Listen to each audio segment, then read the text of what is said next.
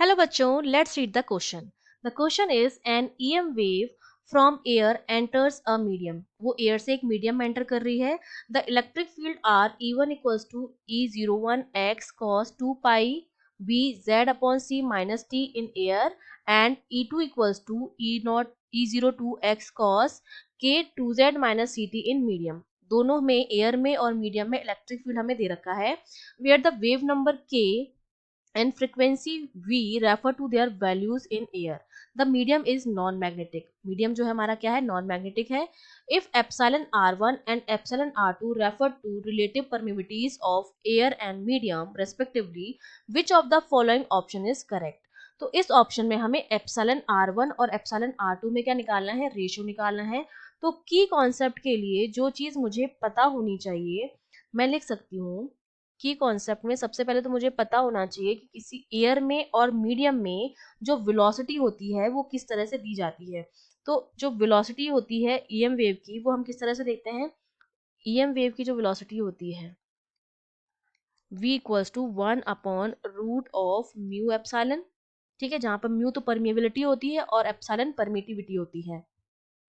और एयर में जो वेलोसिटी होती है, वेलोसिटी इन एयर, वो हम किस तरह से देते हैं, दैट इज ओमेगा अपॉन के. ठीक है, वो इस तरह से दी जाती है. अब हम क्या करेंगे, ये बेसिक कॉन्सेप्ट हो गया. अब हम इसको सॉल्व करेंगे दोनों इक्वेशंस देख के.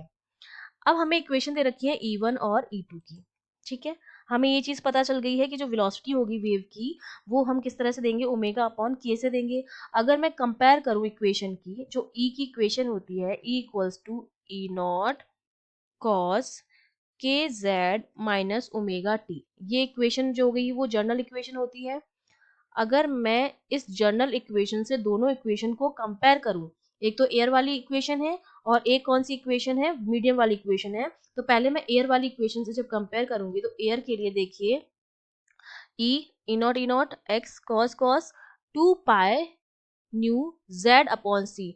इसके अलावा ये जो वैल्यूज हैं वो सारी क्या हो जाएंगी, के की वैल्यू हो जाएंगी, क्योंकि के जेड है तो बाकी जेड के अलावा जो वैल्यूज हो जाएंगी वो किसकी हो जाएंगी, के हो जाएंगी.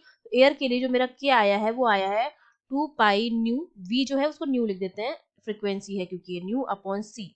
और ओमेगा कितना आएगा, यहाँ पर देखिए ओमेगा टी है और यहाँ पर ओमेगा कितना हो जाएगा, क्योंकि ये 2 पाई न्यू जो है वो इसके टी के साथ भी मल्टीप्लीकेशन में है, तो ये हो जाएगा 2 पाई न्यू टी. तो ये ओमेगा की वैल्यू कितनी आ गई है, 2 पाई न्यू. तो यहाँ से अगर मैं एयर के लिए वी निकालूं, वो मेरे पास कितना हो जाएगा, ओमेगा अपॉन के. ओमेगा की वैल्यू है 2 पाई न्यू अपॉन, इसकी वैल्यू है 2 पाई न्यू अपॉन सी. तो ये आ गया मेरे पास सी के बराबर. ये तो एयर के लिए निकाल दी मैंने. ठीक है, ये सी के बराबर आ गई है. ठीक है, अब मैं सिमिलरली किसके लिए निकालूंगी, मीडियम के लिए भी निकालूंगी इसी इक्वेशन से कंपेयर करके. तो मीडियम के लिए जब हम कंपेयर करेंगे तो जो k मेरा आ जाएगा वो तो कितना आ जाएगा, ये देखिए k 2z. तो z के अलावा जो भी होगा वो, इसकी वैल्यू हो गई 2k के बराबर. और ओमेगा कितना हो गया है, k सी टी है. तो ओमेगा की वैल्यू कितनी हो गई, के सी हो गई, ओमेगा टी है तो ओमेगा की वैल्यू कितनी हो गई, k इंटू सी. तो ओमेगा हो गया के सी के बराबर. तो अब जब मैं v मीडियम निकालूंगी तो वो मेरे पास कितना आ जाएगा, ओमेगा अपॉन के. ओमेगा की वैल्यू है के सी अपॉन के की वैल्यू है 2k, तो ये मेरे पास कितना आ गया, c बाय 2 आ गया. तो मैंने दोनों के लिए ही क्या निकाल दी है, वेलोसिटी निकाल दी, एयर में भी और मीडियम में भी. अब मैं क्या यूज कर लेती हूँ, स्नेल्स लॉ यूज कर लूंगी. स्नेल्स लॉ से मैं ये जानती हूँ कि जो मेरा म्यू होता है that is inversely proportional to the V. जो मेरा म्यू होता है that is inversely proportional to the V. तो मैं यहाँ लिख सकती हूँ कि जो मेरा mu in air upon mu in medium जो होगा, that is equals to V in medium upon V in air. ये वाला रिलेशन हमारा बन जाएगा न्यू के बीच में. और हम जानते हैं कि जो मेरा एप्सिलॉन होता है, जो मेरी ईएम वेव की वेलोसिटी होती है वो भी क्या आई थी, upon under root mu epsilon. तो यहाँ से म्यू और एप्सिलॉन में जो रिलेशन आया था वो मेरा क्या आया था, कि जो मेरा एप्सिलॉन है that is proportional to mu का स्क्वायर. ठीक है, क्योंकि जब हम यहाँ पर क्या करेंगे, स्क्वायर करेंगे दोनों साइड, तो ये या फिर रूट को हटाएंगे तो इधर स्क्वायर आ जाएगा. तो ये इन दोनों में रिलेशन आ गया है. तो मैं लिख सकती हूँ यहाँ पर इस रिलेशन से कि epsilon in air upon epsilon in medium that is equals to mu in air upon mu in medium का स्क्वायर, और ये मेरे पास किसके बराबर है, v medium upon v air के बराबर है।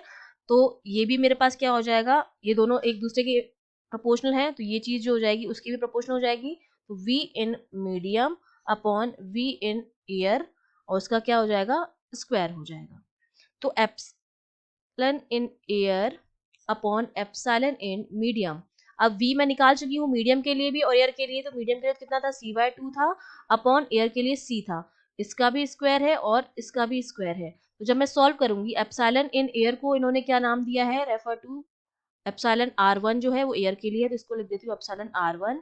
और मीडियम के लिए इसको क्या बोला है, एप्सिलॉन r2। तो ये हो जाएगा epsilon r2, that is equal to c से c कैंसिल हो जाएगा, ये आ जाएगा 1/4।